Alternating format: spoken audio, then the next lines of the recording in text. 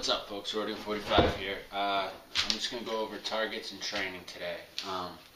So here's the way I see it, and I think a lot of people share these sentiments. Training's what you do with an instructor. However, once you get done with that training, you usually receive some form of certification saying up to the skill level you demonstrated in that class, you're proficient. They sign off on a certificate saying that you're proficient in that skill set. Now, when you leave, it's up to you, right? It's up to you to maintain those skills. Those are perishable skills. So, here's how I maintain those skills. Now, having said that, practice makes perfect, right? Well, it depends on what you're practicing and how you're practicing. So you want to maintain, as much integrity in that skill set that you learned and how you learned it. And everyone has a different school of thought, and everyone has a different philosophy behind their teaching. However, the general content is the same, especially when it comes to defensive shooting. And there's nothing defensive about shooting someone. Let's face it. I mean, if you draw your gun on somebody and you press that trigger, start putting holes in them at 1,200 feet per second, that's not very defensive. That becomes an offensive situation. So, in order to help maintain my skills and to do so with relatively little money, there's a few things that I have come to do, and I just want to share those few things with you. So first off is a target. So this is basically just a foam, 1/8 inch foam board that I got from Walmart, and I cut it out to IPSC dimensions that I actually located online. And once I cut it out of the foam board, I was using the foam board as targets initially, and then I realized, hey, I could be cheaper and just start making paper targets with the foam board template. So what I use is a speed square. There's a playing card. I actually have a T for rifle. This is obviously the T-zone, and if you don't know about the T-zone, basically it's located here, eye to eye, down to the nose, top of the lip, and what is right behind there is the medulla oblongata, however the fuck you pronounce that. Anyways, it's the central nervous system shut-off valve. Essentially, you hit that, blow up that part of the brain, shuts off any signals to the rest of the body, and you watch the person enter what's called flaccid paralysis. So on top of those templates, I have another template, an old cutting board here, and that'll be my pelvic girdle. The speed square represents high center mass, typically 6 inches long by 6 inches high, 6 inches wide. So I get a 6 inch by 6 inch box. Earphones, cell phone, and this yellow folder I'll get to when I get to it, and some different color crayons. So basically, real quick, what you do is, you just trace out your target, guys. And this is, I'm just gonna, for the sake of the length of this video,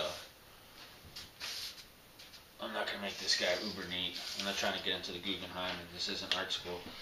Real quick note on the Sharpie. The Cold Steel came out with the Sharky, and it's fairly expensive polypropylene plastic device for self-defense as a Kubotan, and this works just as well. And you can see by the nicking on the end, I do utilize this as practice, but it works just as good. I mean, if you hit somebody with this, you're going to fuck their shit up, so good thing to know. Anyways, that's the target. Sorry, buddy. Almost hit the dog shot. Anyways, so there's the general outline of the silhouette of the target. And if you wanted to, you could put the target back down, spray paint around it, and then you have a negative and positive space. So for the head, I'm just going to go ahead and trace out this credit card, or I'm sorry, not credit card, playing card. And that'll represent the head shots, and where I want my head shot placements to be. Again, if you're working on the T-zone, that can go there. Now, really simple, coming through with the speed square. Again, for just demonstration purposes of this video, I'm not going to be all uber crazy with it. For multitudes of reasons, time, and giving you guys the general outline of what I do and how I do it.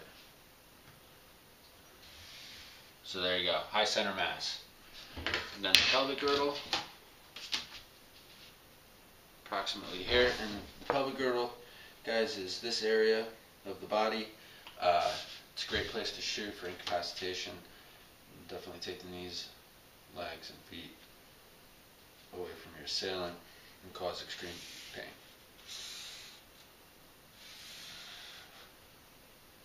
With any luck, you'll have them shitting in a colostomy bag. Alright, so there it is. Now, why the crayons? Well, I won't bring that back out. Let's say I wanted to work on target acquisition, decision making, and problem solving.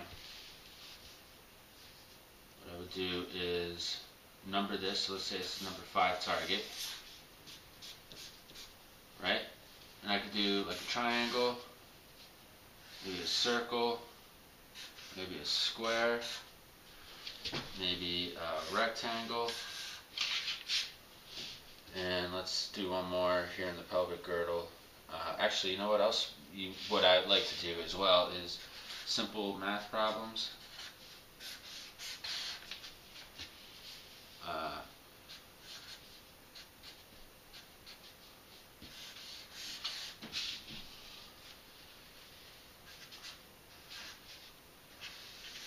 Some basic numbers, what have you, like that.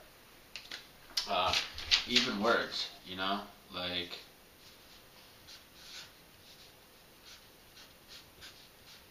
play or ball, and then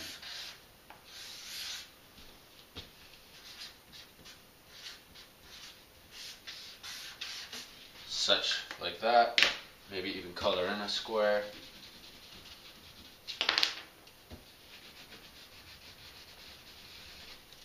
Give these different colored numbers.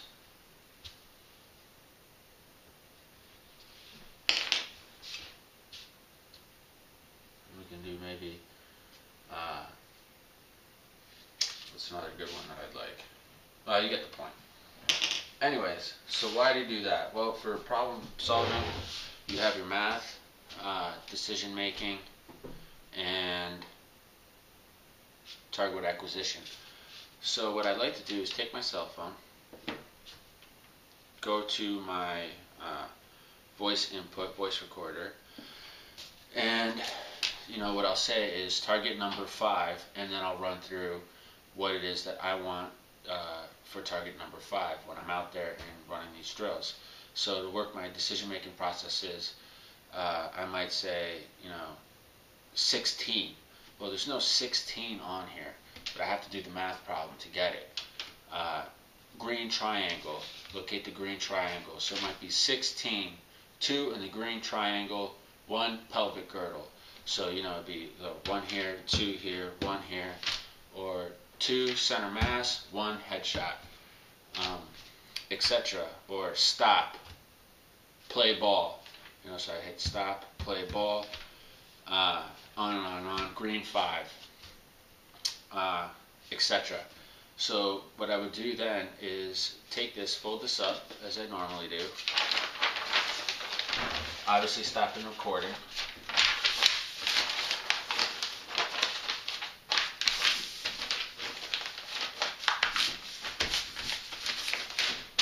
and I would put it in my stack of other targets. Now each one of these targets are numbered, and each one of these targets have a corresponding decision-making target acquisition drill with each one of those. Now, I can also do targets 3, 4, and 5, or 4, 2, and 1, and have those all set up. Each one of those, it would say target 1, 24, green triangle, target 5, yellow triangle, blue rectangle, target 4, headshot, 2 high center mass, and on and on and on. You can even call your shooting position. Kneeling, target 4, green triangle. Stand, target number 5, blue circle, and on and on. So you just put that in your pocket, put this through your shirt into your ears, and put your ears over that, and they stay nice and secure. You can hear yourself easily. You're definitely going to want to speak up when you run your drills through your phone. That way you have your wits about you. Over the percussion of the gunshot, you can still get a little interference there. So you want to be very clear in what it is that you're telling yourself to do inside your telephone. Another good resource on the internet, if you type in concealed carry, you get yourself a whole bunch of different drills you can run through. Everything from the Mozambique drill to all sorts of exotic drills. It also gives you the creator's name. So here we have the X drill by Ernie Langdon. And I would put that into my phone. And once that's in my phone, I would tell myself to do that drill. You can even give yourself,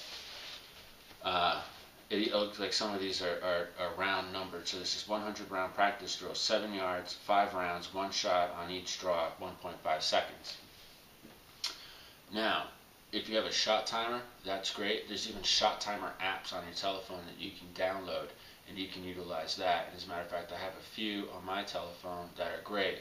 And this one's actually, this is Rob Pincus's combat focused shooting drill.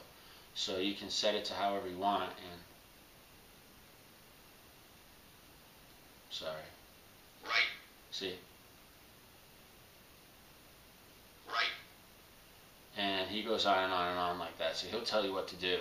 And if he says right, you move right. If he says down, you go down. If he says, green triangle, he'll say green triangle, because that's actually a lot like the combat focused shooting targets. So this is a great resource. It gives you, some target ideas to go through. And there's tons of these, actually. This is my entire training folder. What else is in here? I thought I had extra targets in here and stuff, but I don't. Anyways, that's what I like to do. I like to be effective. I take my responsibility as a concealed carry permit holder to mean I have a responsibility and obligation to carry. Now, just because I am allowed to carry doesn't mean I need to be a reckless asshole with a gun. With that right comes a responsibility. That responsibility is effective training. It's a mindset. I'm not just talking about that, survival mindset that a lot of motherfuckers talk about. I'm talking about a very martial mindset, I guess. One that is focused and has clear and determined actions attached to it, consequences attached to it. So with that being said, guys, I just wanted to share that with you. It's cheap, it's effective, and it works. So, peace.